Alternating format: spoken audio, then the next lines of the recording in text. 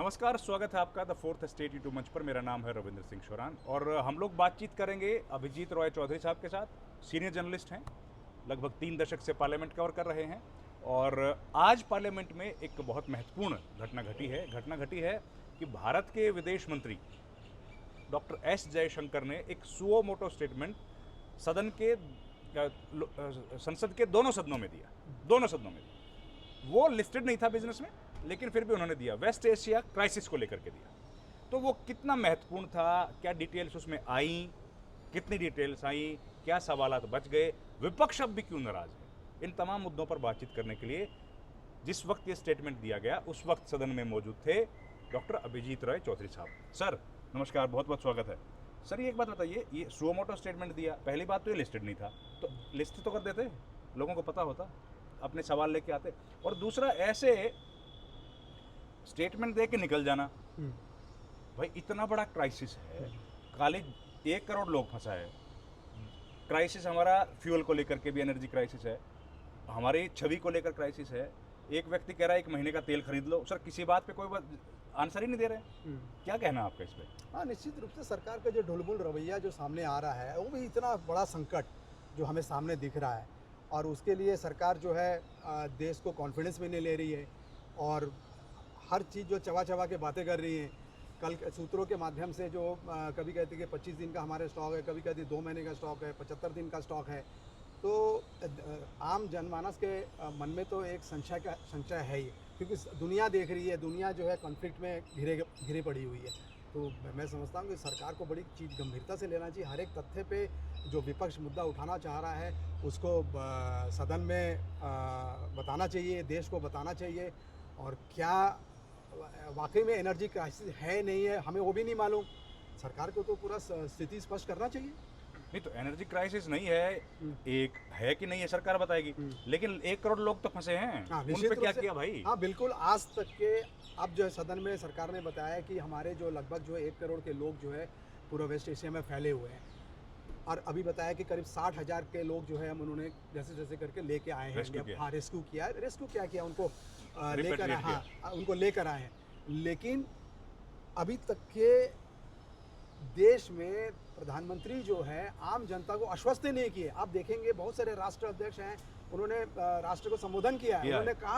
उन्होंने कहा है कि सरकार आपके साथ है, सरकार हर मुमकिन कोशिश कर रही है जो है आपको सेफ पैसेज दे के लेकर आए देश में। लेकिन अभी तक हमारे तरफ से कोई आया नहीं। आज भी जो बयान देगा कहीं एश्योरेंस नहीं है, सरकार के तरफ से कोई एश्योरेंस नहीं आया कि हम अपने जो देशवासी जो फंसे हुए हैं उनका कितना बड़ा कंट्रीब्यूशन है हमारे जीडीपी में। बिल्कुल सही कह रहे हैं। अच्छा दादा, एक बात बताओ, जब कोई छोटी सी घटना भी होती है, ये हमारा चंद्रयान जब चांद पे लैंड किया तो प्रधानमंत्री झंडा लेके एक खिड़की में बैठ गए। इतना बड़ा क्राइसिस आ गया, कहीं दिखे क्या? पार्लियामेंट गए थे आप तो? नहीं, बिल्कुल नहीं दिखे।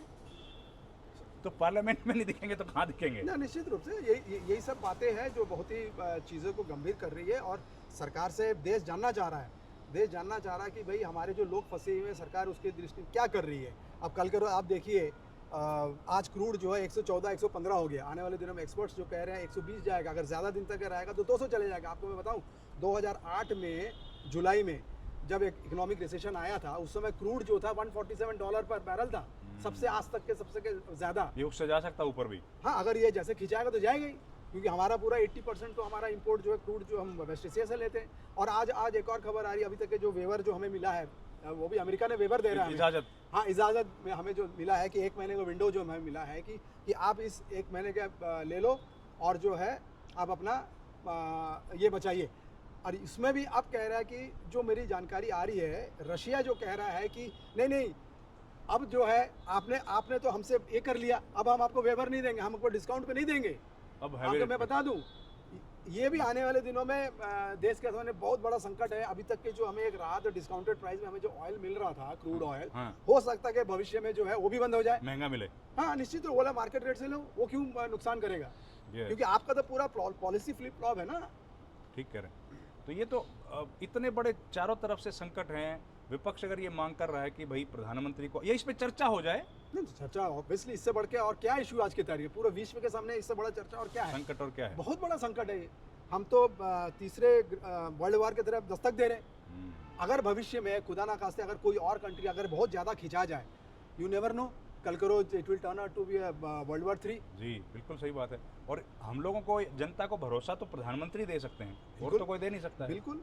और इनका जो स्टेटमेंट था, थोड़ा सा उसको अगर डिकोड करें, आज जो जयशंकर साहब ने बोला, कुछ बहुत गंभीरता थी, मुझे तो जेनरिक लगा बड़ा। नहीं बहुत सी सरल और जेनेरिक, उनको चूंकि मालूम था कि विपक्ष ये मुद्दा बनाएगा, तो उन्होंने अपना जो है पल्ला झाड़ लिया और आके एक 15-20 मिनट में अपना दोनों सदनों में उन्होंने अपना एक स्टेटमेंट पढ़ के चले गए। उसमें पूरा इससे साफ जाहिर है उन्होंने ये नहीं बताया कि क्या वस्तुस्थिति है आज के तारीख में। एनर्जी लेके उनको स्टेटमेंट देना था। जो हमारे लोग, सबसे बड़ी बात है कि जो संकट की घड़ी में जो लोग हमारे फंसे हुए हैं, उनको आप कैसे करके रेस्क्यू कर रहे हो, क्या ऑपरेशन चला रहे हो, कुछ नहीं है, कुछ भी नहीं है। देश आज भी जो है जानना चाह रहा है कि मतलब हमारे देश के नागरिक को क्या सरकार कैसे सहायता कर रही, कैसे उनको रेस्क्यू करके लेगा, कुछ नहीं पता। और दुबई जैसे जो शहर बहुत सेफ माना जाता था, वहाँ पर भी सेफ नहीं रहा। वहाँ पे भी बमबारी या कुछ भी हो ही रहा है। हाँ बिल्कुल। और क्या ईरान तो उन्होंने तो चुन चुन के जो है उनको स्ट्रैटेजी के लिए वो अपना हमला कर रहे हैं। और हमारे तो सब जगह पे हमारे लोग काम करते हैं। और सबसे बड़ी बात है कि हमारा एनर्जी 80% जो एनर्जी क्रूड जो है वहीं से आता है, हमारा सऊदी से आता है, कुवैत से आता है। ईरान से तो चलो बहुत सालों से दबाव में हम नहीं ले रहे हैं, तो उसके लिए कंपनसेट जो है 30-45% जो हम रशिया से लेने लगे, अब थोड़ा सा हम यूएस से भी लेने लगे। तो लेकिन आप देखिए स्ट्रेट ऑफ होर्मुज़ में जो है उन्होंने बोल दिया है कि हम जाने नहीं देंगे, वो सबसे ज़्यादा संकट है।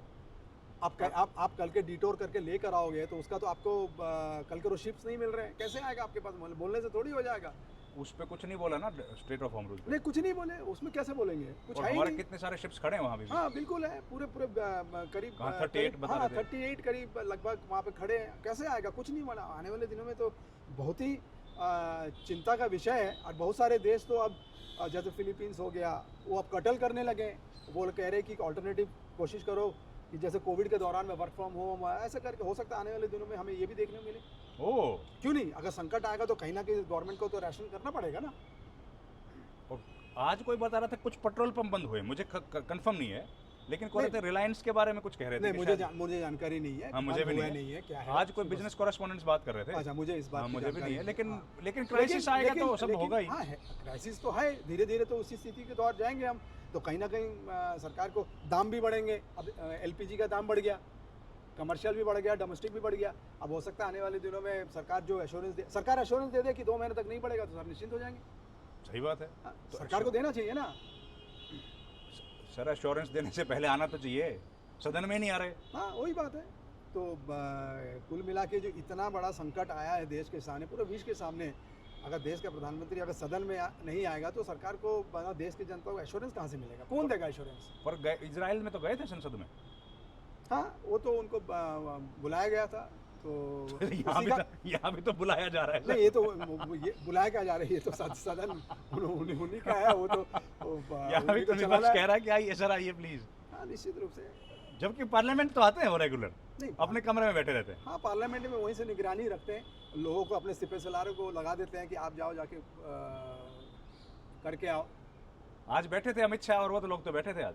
अमित शाह तो थे उसमें, लोकसभा में गृह मंत्री जी थे, राजनाथ सिंह जी भी थे। हाँ वो लोग तो तैयारी करके आए थे कि हम लोग स्पीकर वाले मसले पे बात करेंगे। हाँ ठीक है, वो तो आएंगे, पर लेकिन सदन में तो प्रधानमंत्री को तो अब लग रहा है आपको कि चलेगा मामला, ये अवरोध रहेगा विपक्ष की तरफ से, हंगामा जारी? देखिए अवरोध कहना ठीक नहीं होगा, मेरे ख्याल विपक्ष की ये जिम्मेदारी है। ये अवरोध कह के आप इसको ये उसको आपको कम आंक रहे हैं। ये एक सरकार की जितनी जिम्मेदारी, उससे ज़्यादा जिम्मेदारी तो विपक्ष की है। अगर सदन में अगर जनता के मुद्दा नहीं उठाएंगे तो विपक्ष क्या रहा? क्या जरूरत क्या है? जरूरत की क्या बात है? अगर उसी से वो अलाइन करके चलेंगे तो ऐसा नहीं होता है ना। सही बात है। तो ये, लेकिन एक बात तो क्लियर हुई, और वो होता ही है, रिसेस का जो पीरियड था पहले बजट सत्र के पहले हिस्से में और दूसरे में, उसमें विपक्ष की और विश्व की भी प्राथमिकताएं बदली हैं। तो जाहिर है इस पे चर्चा होनी चाहिए। बिल्कुल है, बिल्कुल है। कौन जानता था कि ये क्राइसिस आ जाएगा? तो इसलिए वो स्पीकर पे बात करने के बजाय इस पे बात करना चाह रहे हैं। हाँ ये तो सबसे ज्वलंत मुद्दा है।